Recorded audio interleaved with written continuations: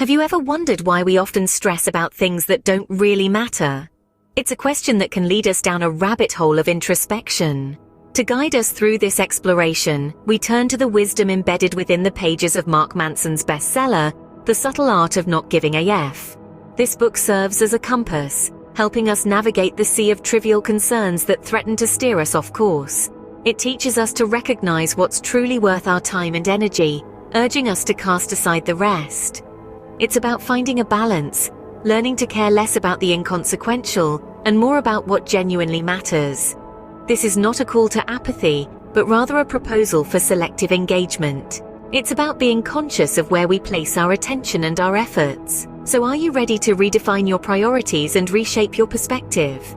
Dive in with me as we explore the wisdom that Mark Manson shares in this enlightening book. First off, Manson advises, don't try. It's an unconventional piece of advice, isn't it? But here's the crux of what Manson is saying. The more desperately you try to chase happiness, the more elusive it becomes. It's like trying to hold onto water by squeezing it in your hand.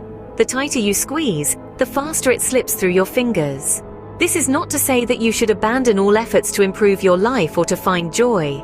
Instead, it's about understanding that happiness isn't a constant state. It's not an end goal that once reached will permanently stick around. It's fleeting, it comes and goes, and that's perfectly okay. In a world that's obsessed with the pursuit of constant happiness, Manson's advice seems counterintuitive, but perhaps it's the shakeup we need. So the first lesson? Stop trying to be happy all the time. Manson asserts, happiness is a problem. Now it might sound counterintuitive, but let's delve deeper into this concept. According to Manson, problems are as inevitable as the sunrise. They are a constant, unavoidable part of our lives. But here's the twist. These problems are not hindrances to our happiness, but rather they are the path to it. Imagine life as a never-ending math test. Problems pop up, one after the other, but each time we solve one, we get a rush of satisfaction, a sense of achievement. That's happiness, according to Manson. The process of facing challenges, wrestling with them, and ultimately solving them, that's what makes us feel truly alive and content. So instead of running away from problems, embrace them, seek them out, solve them, because each problem solved is a step closer to happiness. And that's the crux of Manson's argument. Remember, happiness comes from solving problems, not avoiding them. In the third chapter, Manson proclaims, you are not special. Now, this might seem a bit harsh at first glance, but let's delve a little deeper, shall we? This is not a call to self-deprecation, but rather a wake-up call to reality. Manson argues that the belief in our own specialness can breed a sense of entitlement and foster unrealistic expectations. We often make the mistake of thinking that we are entitled to success without the struggle, to love without the heartbreak, to joy without the pain. But life, as we know, is a mix of both the good and the bad. By believing that we are special, we set ourselves up for disappointment when life doesn't go according to our grandiose plans. Instead, Manson encourages us to embrace our ordinariness. He suggests that it's in the ordinary, in the mundane, where we find real value and meaning. So keep your ego in check and embrace your ordinariness. Chapter 4 discusses the value of suffering. Author Mark Manson presents a somewhat counterintuitive notion. He suggests that suffering is not something we should avoid, but rather an inevitable part of existence. He argues that it is our struggles, our efforts against the forces of life, that truly define us. Consider the hardships you've faced, the obstacles you've overcome. Haven't these experiences shaped you, molded you into the person you are today? You see, it's not about avoiding suffering, it's about choosing the struggles that are worth suffering for. Manson encourages us to embrace the pain, the discomfort, the challenges, because it's in these moments, in the crucible of adversity, that we find our true selves. It's here that we discover what we're really made of and what we truly value. So don't shy away from suffering, it's part of life. And remember, it's these experiences that give us depth, resilience, and ultimately our unique identity. In Chapter 5, Manson states, you are always choosing. This assertion carries a profound meaning. Manson wants us to understand that we are constantly making choices, whether we're aware of it or not. Each response to a situation, each reaction to an emotion is a choice. We might not control the circumstances that life throws our way, but how we respond, how we react, is entirely within our control. For instance, when faced with a setback, we can choose to wallow in self-pity, or we can choose to learn from it and move forward. Similarly, when confronted with negativity, we can choose to let it affect us, or we can choose to rise above it. Manson's message is clear. We are the architects of our own lives. We shape our reality with the choices we make. So, remember, you are always in control of your choices. Chapter 6 brings an interesting insight. You're wrong about everything. It's a hard pill to swallow, isn't it? But according to Mark Manson, it's a fundamental truth we need to embrace. Our understanding of the world, of ourselves, and of what we think we know is inherently flawed.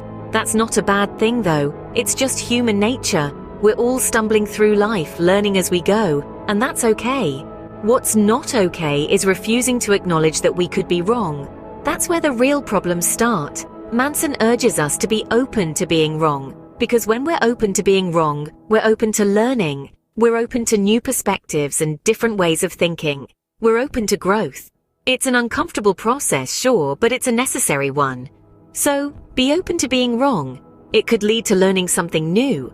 In Chapter 7, Manson asserts, failure is the way forward. Now, this might sound counterintuitive, but let's delve into it. Manson argues that failure isn't just an integral part of growth, it's the very essence of it.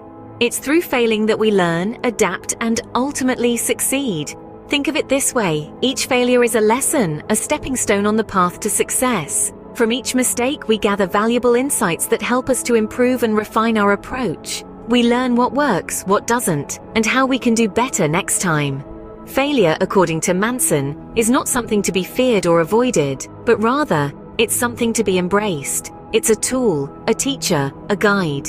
It's the compass that points us in the right direction, showing us where we need to go and what we need to do to get there. Remember, don't fear failure, embrace it. Chapter 8 talks about the importance of saying no. Manson, the author of the book, The Subtle Art of Not Giving a Fuck, emphasizes this concept with a certain kind of flair. He suggests that saying no is not just about refusing something, but it's about setting boundaries. It's about knowing your limits, understanding your priorities, and valuing your time and energy. In our lives, we often find ourselves saying yes to things that drain us, to things that distract us from our true goals. Manson argues that by saying no to these things, we free ourselves. We liberate our time and energy for pursuits that truly matter.